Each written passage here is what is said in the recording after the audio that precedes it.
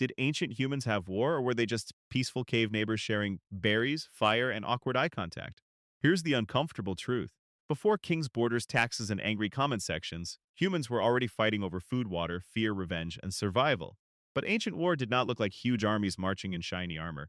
It looked quieter, faster, and much more terrifying. Imagine living 10 Zeus and years ago. No police, no courts, no locked doors, no emergency number. Your entire country is basically your family. One fire, three spears, a cave wall, and a bag of suspicious berries. If another group finds your river, your fishing spot, your animals, or your hidden food, there is no judge wearing a serious wig. There's just a very tense silence, and someone slowly picking up a rock. One shocking fact.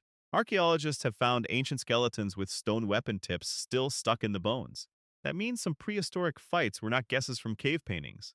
The evidence was literally left inside people. And remember, for ancient humans, losing a good place to live could mean death. Today, if your neighbor annoys you, you close the window. Back then, if another group took your water source, your whole family might not survive the next dry season. A river was not just nice scenery. It was breakfast, dinner, medicine, travel, and hope. The first clue is simple. Bones remember violence. At a place called Jebel Sahaba, near the Nile Valley, researchers found a cemetery where many people had injuries from projectile weapons like arrows or spears.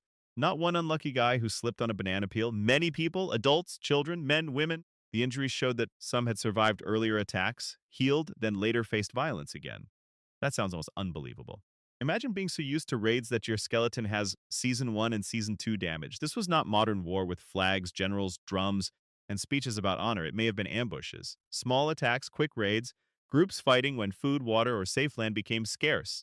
And when the climate changed, the good places to live became more valuable.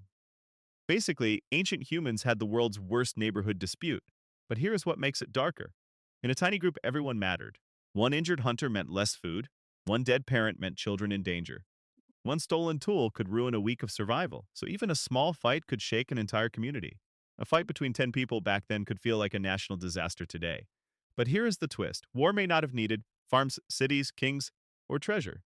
For a long time, people thought real warfare started when humans settled down and owned things. Crops, houses, baskets, goats with attitude, and that one guy who says, "This is my land now." That makes sense. More stuff means more reasons to fight. If you can store grains, someone can steal grain. If you build a village, someone can attack the village. If you raise animals, someone can take them and pretend they found them walking. Then Natruk happened. At Natruk, near Lake Turkana in Kenya, archaeologists found the remains of 27 hunter-gatherers from around 10,000 years ago. Some had skull injuries, some had arrow-like wounds, some bodies were left unburied. A few were positioned as if their hands had been tied. This was not two cavemen arguing over who invented soup. This looked like one group attacking another. And that changes the story. Even people who moved around, hunted, gathered, and lived without cities could still clash violently. Why? Because a good lakeshore was not just pretty. It meant water, fish, plants, animals, shade, and life.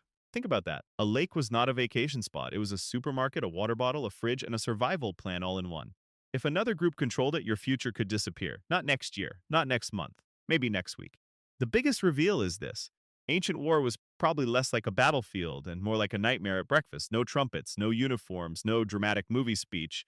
Just a normal morning, someone roasting meat, someone fixing a spear, a child chasing a beetle, and then arrows from the bushes. That is why prehistoric warfare is so hard to study. Ancient humans did not leave written reports saying, "Dear Diary, today we attacked Greg's cave because his family took our berries." Archaeologists read wounds, burial positions, broken skulls, smashed bones, and weapon fragments. The dead become the document. Later, when farming spread, violence could get even more organized. In Europe, sites like Talheim show entire Neolithic communities killed together.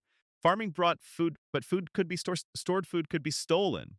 Land could be claimed. Villages could be surrounded. A group could plan an attack instead of just reacting in panic. Here is the shareable truth.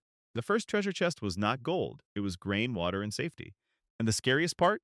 Ancient humans probably did not think of themselves as bad people. They may have thought, "We are protecting our children." The other group probably thought the exact same thing. That is how fear becomes a weapon before anyone throws a spear. So when we ask, did ancient humans have war? We are also asking something deeper. What happens when two groups both believe survival belongs to them?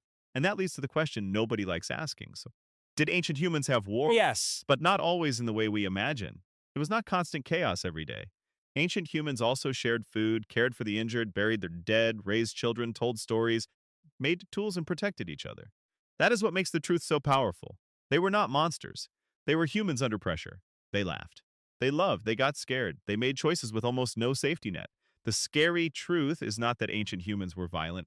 The scary truth is that they were us, but with fewer rules and sharper rocks. When fear meets scarcity, even a small group can become dangerous.